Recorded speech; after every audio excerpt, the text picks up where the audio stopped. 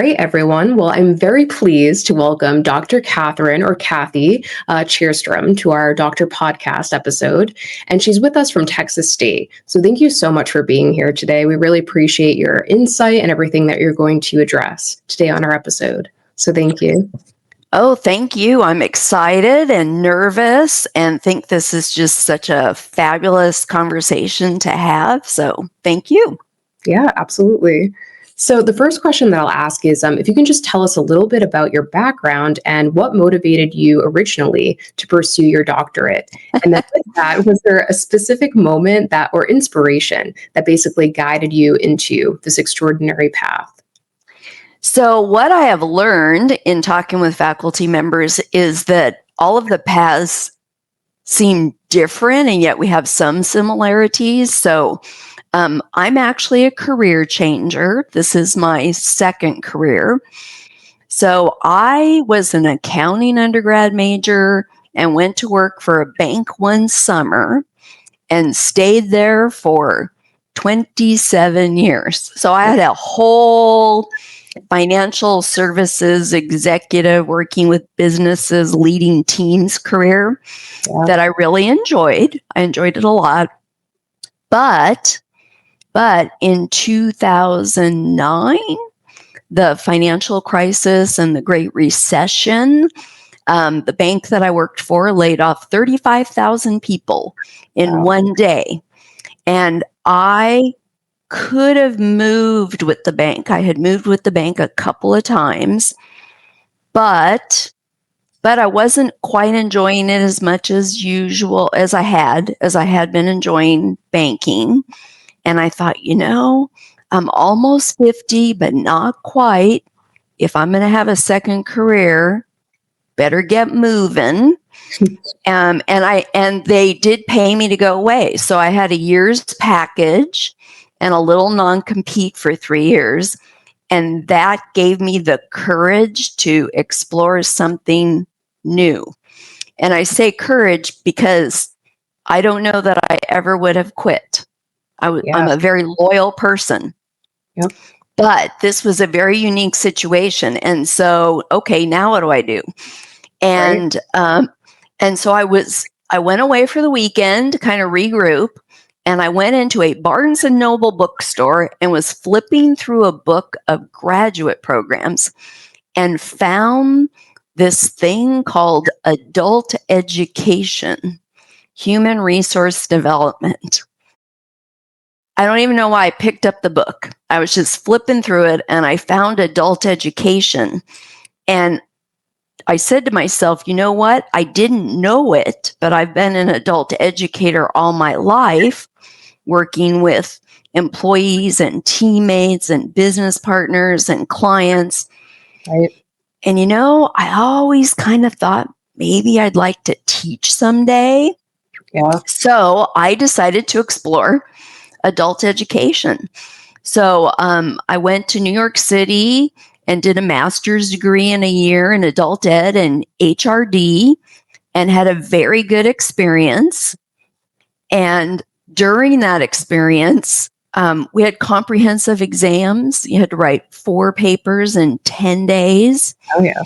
And when I got those 4 papers back in just one corner, there were 3 words: doc level work. Okay, nice. And those 3 words changed my life. And I mention that because we all have this opportunity to inspire students through what we say, what we write on the corner of a paper, what we put in a chat box. And that was the moment that I thought, I wonder if I could do it. So I was supposed to go look for the next banking job, but instead I started looking at doc programs.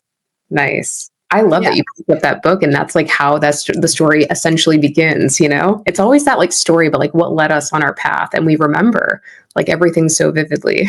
You never know where the inspiration will come from. I love that so much. Yeah.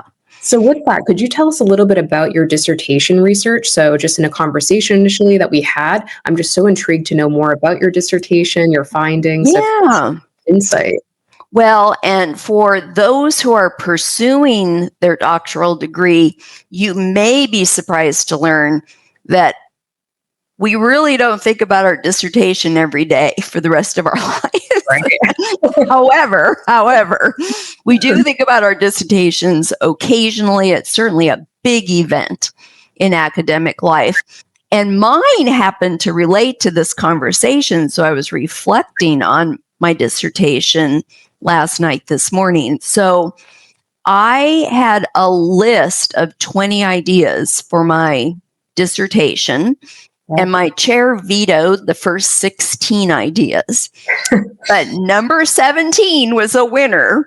Nice. So I examined the midlife career transitions of women pursuing the professoriate, and research questions asked about challenges, supports, and strategies to navigate that midlife career transition. And so it was a fabulous experience because I used all of my saved up airplane points from my first career to fly around the country and interview these interesting women who had first and other careers, who decided to study adult education and changed careers and went back to school and had all sorts of stories. It was very inspiring because I was aspiring to what they had done.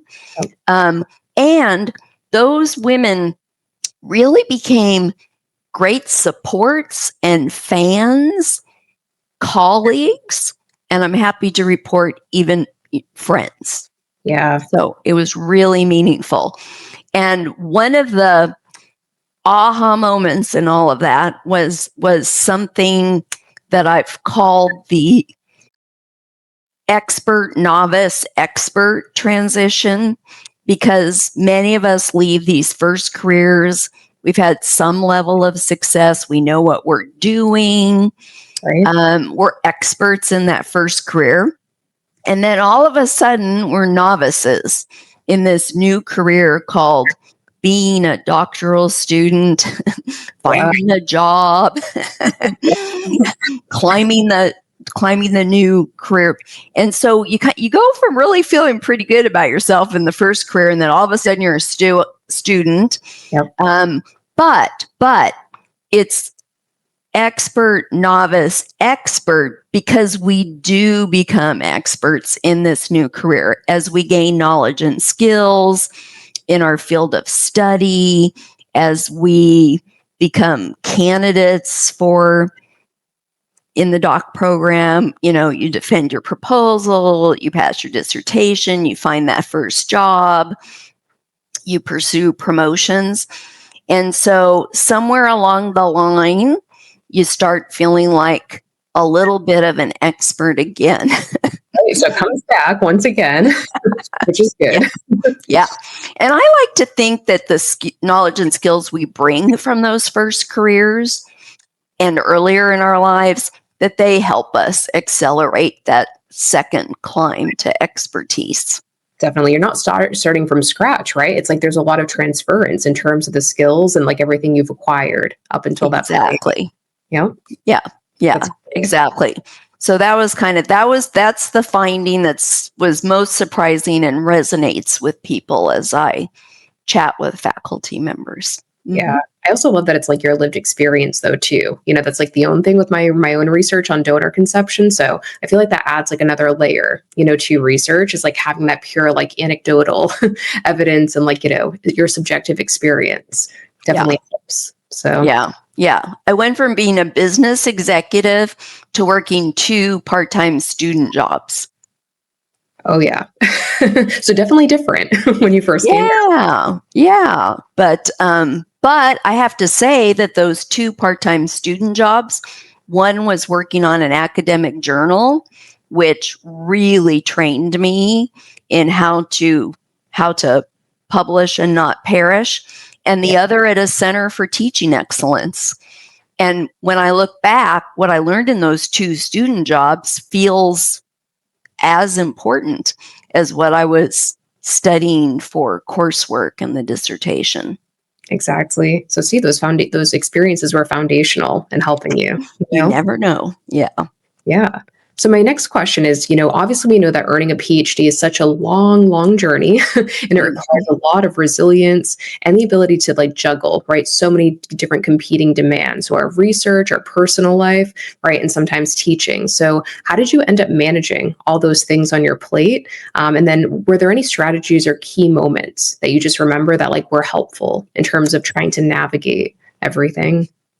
Yeah, I was so excited to do this. And I think maybe I was, I had been working for a long time. And so, in a way, it was really kind of fun to do something different. Yeah.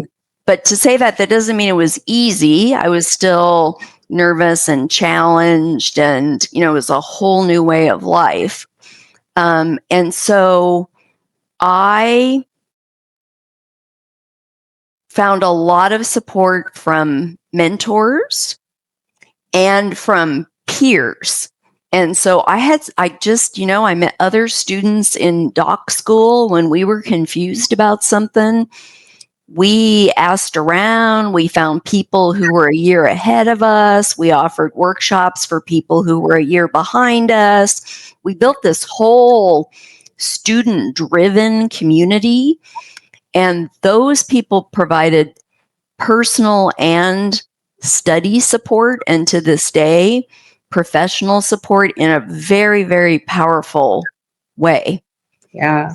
Yeah. So there was something about it was pretty purposeful. Like we went looking to try to learn.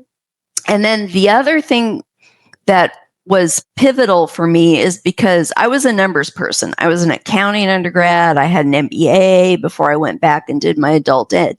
I was a banker. I was always good in math. And so one of the reasons I did not think I could become a faculty member was because I didn't think I was a good enough writer. Oh, okay. And so I was really nervous about all the writing, which was why those 3 words in the corner of the comp exam meant a lot. Yeah. And so along the way, there was a faculty member who was super into writing and more about the practice of writing than where all the commas go. This was about like your practice. And if I may use an analogy, it's kind of like, you know what? When you're running a marathon, you don't put on your shoes and run the full marathon.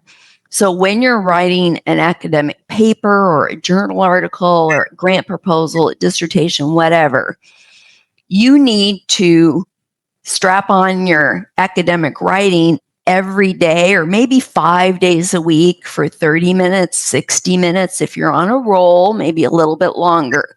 Yeah. But you need to write more frequently for shorter periods of time. Yes. Because we all think we're going to wait until we have 4 hours to write. Mm-hmm. It doesn't happen. It doesn't happen. And on the rare occasion that it does happen, we do not want to spend those 4 hours writing.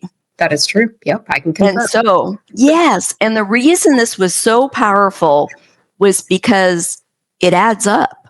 If you're writing even 30 minutes a day, it adds up. Yeah. And when you're on a roll, go a little bit longer.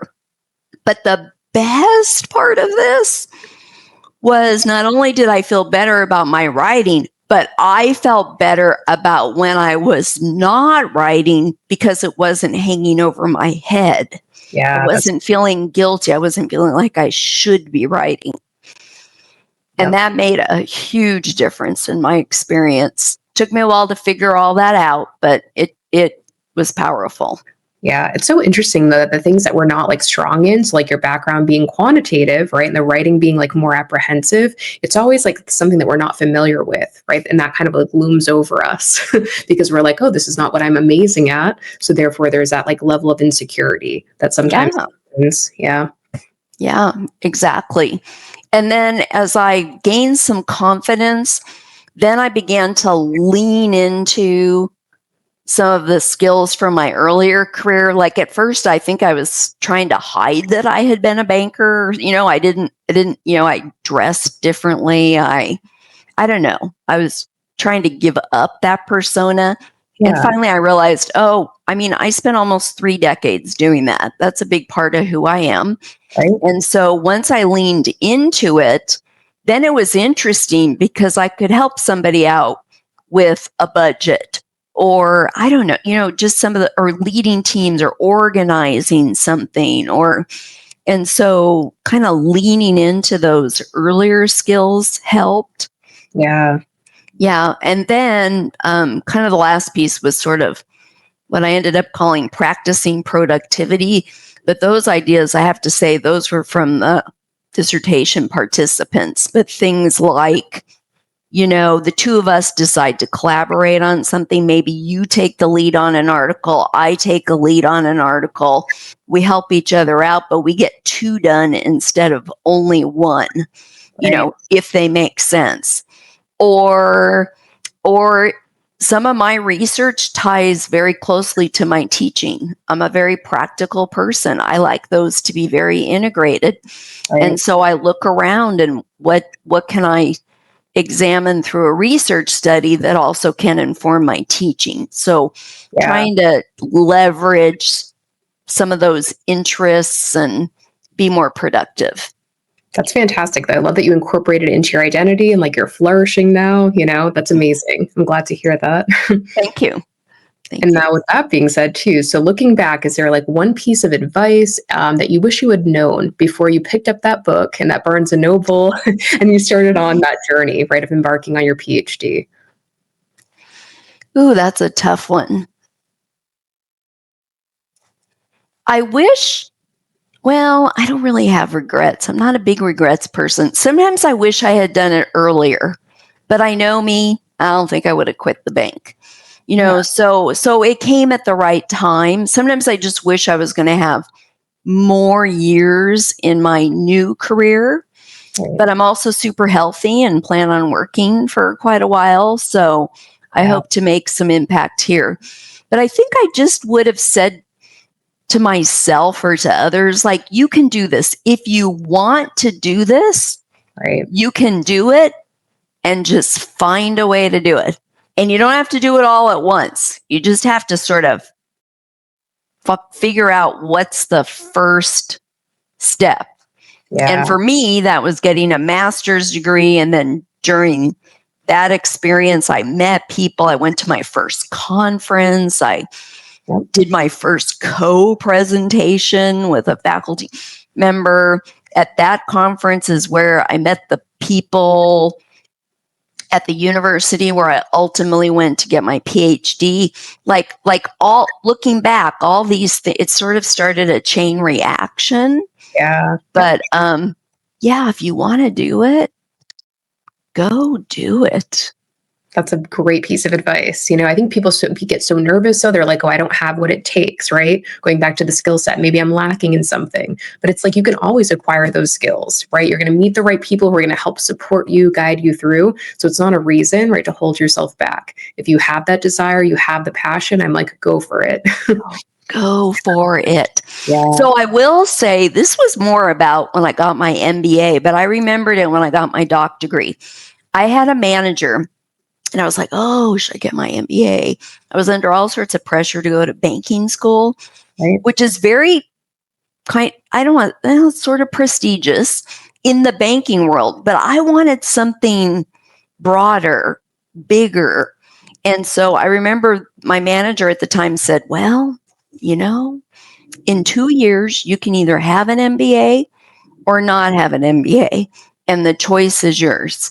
Yeah. And so if we insert, I don't know, probably 4 years or whatever, in 4 years, you can have a PhD or not have a PhD or whatever your time frame is. Everybody has their own path. But yeah, I would rather look back or I should say, I don't want to look back and say to myself, I wish I had. So right. I flip that around and I say to everyone who's listening, if you want to do it, do it.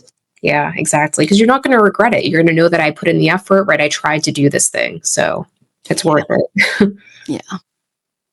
So the next thing is I have this little quote. So we all know that doubt, right, often prevents us from reaching our dreams more than failure itself. So very much coincides with what we're talking about. So can you recall a time when self-doubt kind of like crept up on you and affected you possibly during your PhD? And with that, how did you overcome that doubt and continue just like striving to move forward? Yeah, I think we all I think have some level of imposter syndrome at times. Am I where I'm supposed to be? Can I do this? Do I belong? Do I Okay. um and I don't know. I mean, I did have doubt, but I so much wanted to do it. And Yeah. it was so interesting to me and I love learning new things that some of that excitement was stronger or it got me over the doubt part. Right. So I would say focus on like why you want to do it. And if you want to do it, just do it. Yeah. But let that energy, that excitement kind of carry you forward. And then if you're still struggling with doubt, I surrounded myself with people who kind of wanted to do the same thing. And we were really determined that we would all do it together and be successful. Yeah, it's important to have those, the mentors, the social support people in your corner, right, to help you when you're feeling that way. Yeah. And one of the findings from the dissertation that I remember a lot now that I hadn't thought about in a while is that, people outside of the academy really don't get what we do. Right. I mean, they can try, they can certainly be supportive or not, they could be interested, but it's just different than a lot of other jobs and careers and ways of life. So I think that makes finding these peers and mentors and mentees, within our field and within the academy, maybe even more important. It is. It's essential, I would feel like, for somebody's success, Mm-hmm. Mm-hmm. So with that too, we're talking about mentorship, can you share like a meaningful experience that you had with either a mentor, a colleague, and did this like change the way that you view like research, academia, you name it? And then what advice did they give you that you still like use to this day? Yeah, so I remember, so I sold my house in California and moved to College Station, Texas to start my PhD program. And I walked into, it was January, and I walked into my first class. And I'm sorry, before I walked into my first class, I couldn't get into the class that I wanted to get into. So I really wanted to take a course that met every week so I would be on campus and get to know people and all that. And I had these two other courses, but they were hybrid. And so I remember like I was so scared, but asking the instructor if I could, would she let me in her class? Yeah. And she did. And then she ran the Center for Teaching Excellence. And I really wanted to know more about what is that? How does it work? Whatever. And she gave me a part-time job. And the reason I mention her is because I watched her not only with me, but with many others. And I had a lot of life experience. There were other people who were younger. But I have to say that Dr. Deborah Fowler, like I am to this day, I am surprised with how much responsibility she gave us. That's fantastic. You know what I mean? Like I'm still like kind of amazed. Yep. She would tell us what needed to be done. And then we did it. And if we needed help, she was helpful. But I mean, I'm really kind of surprised how much she trusted us. But she did trust us.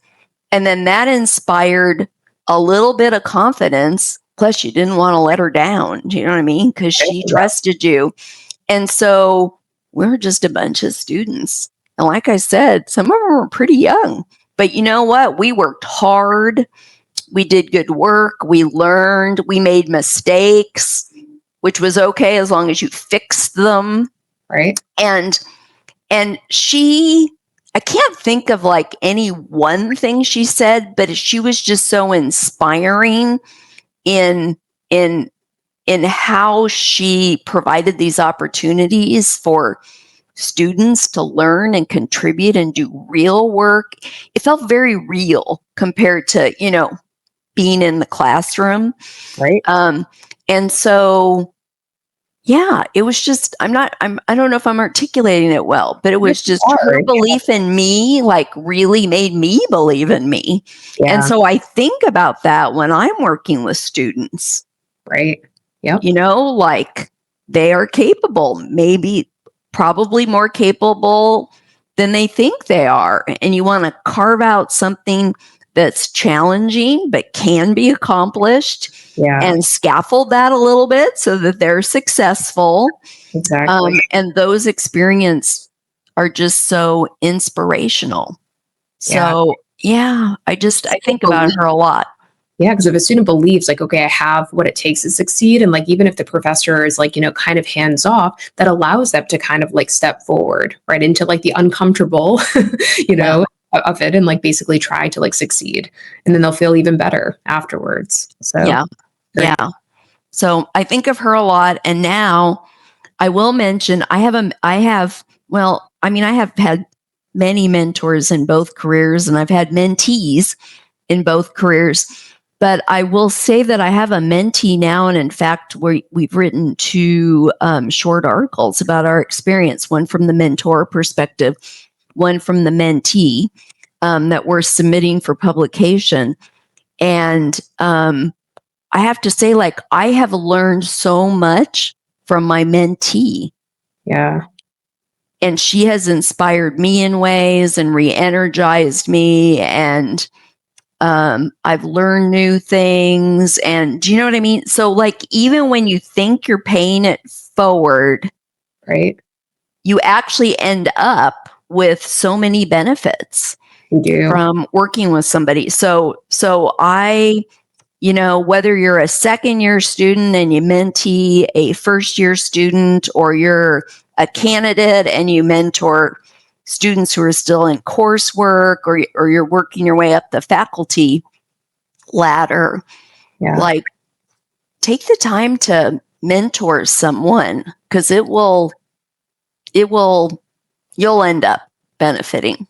Yeah. And it's kind of like what you're saying. It allows you to see things from like a fresh perspective, right? Things that we might not ordinarily like pay attention to. They're like, oh, have you thought about it this way? Mm-hmm. There's like really good insight. Yeah. It's been a lot of fun. Yeah. I'm glad that it's been a good experience, Yeah. And also, congratulations in advance. Hopefully it gets published. Fingers crossed. Yeah. We're optimistic. We think it will resonate with people. So the next question is, alone, obviously, we can accomplish so little, and together we can achieve so much. So how did collaboration actually impact your scholarship? So you're mentoring this, you're talking about this mentorship opportunity, but like, are there other, sources of collaboration that you engage in? Can you tell us more about that? Yeah, I have to say early on, somebody somewhere told me that as far as publishing, I wanted to make sure that I was publishing with others, that they would be looking for that on the CV. So I did so well on that I remember one reviewer said something like, well, I hadn't published solo. But I've been first on a lot of, so anyway, so don't worry now. So I heard that, and I have some solos now. But I really like publishing. And I think from working on that journal, I'm pretty good at getting things published because I kind of know how journals work. But for me, I call it the scholarly discussion. So I am actually happiest when collaborating with others, and we're sort of identifying a problem and laying out what we want to do. We may be designing a study. We may be reviewing, systematically reviewing the literature, whatever. But I really enjoy those kinds of conversations. That's kind of what floats my boat, is the learning part of that. Yeah. And so, yeah, I tend to collaborate with others on writing, have done some collaborations for grants. My mentee was interested, she's building her CV. And so she had asked me about awards. Right. And awards are not exactly my thing. I mean, I'm not anti-award, but I never would have gone for an award. But she wanted to go for an award. And so we found an award. We put together a team of 5 people. We wrote we actually conducted a study, an underlying study to feed the nomination packet. And we learned so much about our program. We won the award. We have 1 article published, 2 under review. I mean, that's the kind of energy that happens when you bring people together.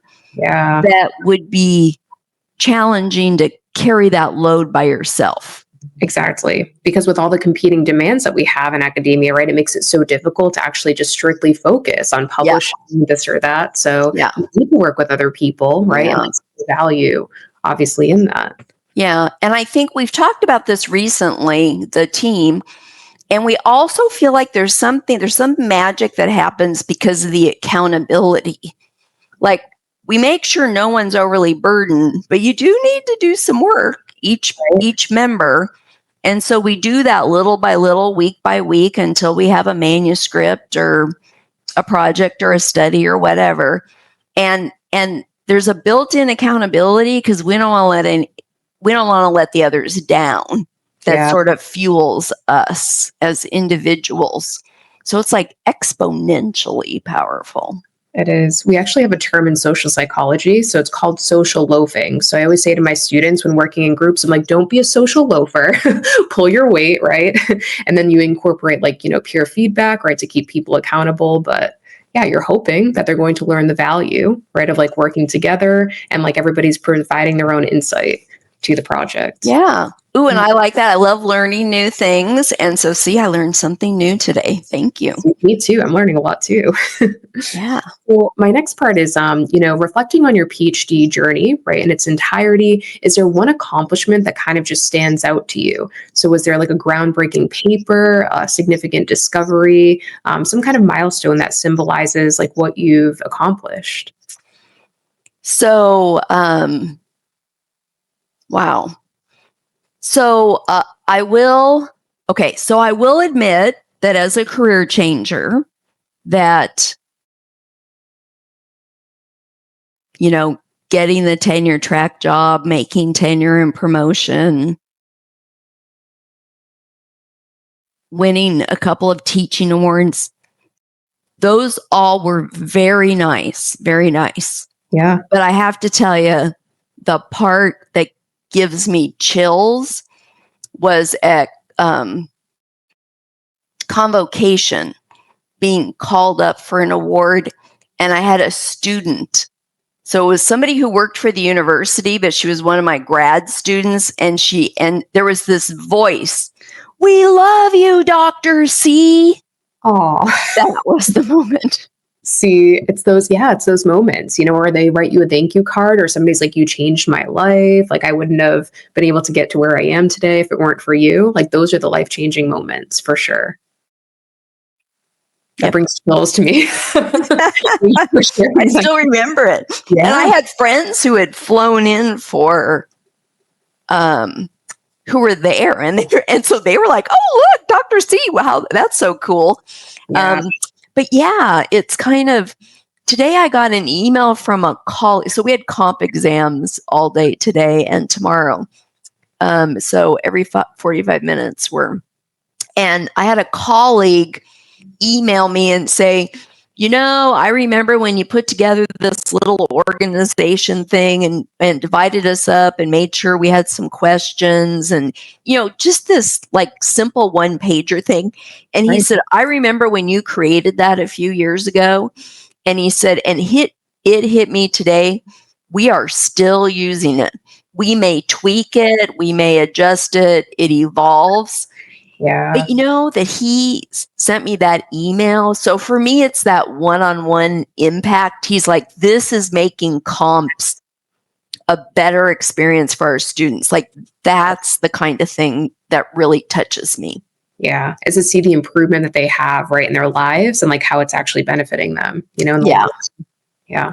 Oh, Yeah. thank you for sharing that. That like that Comps days, comps are just the best. They're so nervous. Oh yeah. And it's just, but they're so happy. And yeah, See? and we always ask them, like, what would you say to yourself, or what would you say to others? And they would always say, you can do it. Trust yourself. You can do it. I mean, that's at the end of the day, I think that's what a lot of us feel.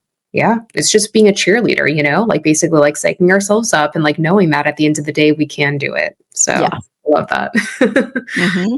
So for my last question, I just wanted to see, like, is there one piece of advice that you would give to somebody who's about to embark on their journey of like starting their PhD? So imagine you, how many years ago, right, picking up that Barnes and Noble, that book, like, is there something that you wish you would have known right before starting this journey that you would want to impart to the next generation of scholars? Ooh. Well, believe you can do it, and then just go do it. But you don't have to do it all at once. You can do it step by step. Yeah. Over and over again in life, when I'm overwhelmed with any project, be it school, work, home improvement, whatever, when I'm overwhelmed, I look at, do I want to do this? Is this important? Yes, it is. Okay, then I'm going to do it. How do I do it? And when I break things down into more manageable pieces, Right. and I'm a list maker, make a list and just start one step at a time. Yeah. So if you want to do it, believe you can do it, you will do it, and just start doing it one step at a time. And Absolutely. You'll get there. You'll be successful. I'm such a list person too. And I feel like the biggest thing with that though is like finding the times in the day, right? Like kind of knowing your schedule in advance and saying, okay, when are the times that I can actually work and be productive? And what's something that like doesn't involve maybe a lot of thinking that I can try to kind of get, done right now. Yeah. When you save the tasks that are going to require a lot of you, right? A lot of energy, a lot of time and space for when you actually have that time. Yes, or know your best times of the day. I have a lot of energy from 4 to 7 p.m. I mean, and I know people who they can't, by then they're 4 a.m. to 7 a.m. So you have to find when's your time somewhat to yourself, maybe, that you can still think and be productive and make wise decisions. Exactly. And it's giving yourself that dedicated time, ensuring, right, through self-care and everything that you're giving yourself that adequate time. So yeah. Well, this is fantastic. Thank you so much, Dr. C. I'm shouting out from the Thank you, Dr. L. So thank you for like taking time to like give us your insight and just share your journey with us. So thank you for the opportunity and the prompting, the reflection leading into it was really meaningful. And I hope that this encourages anyone who's listening. Go for it. Yes, if you want to do it, go for it. Believe you'll get it done. Yep, and you will.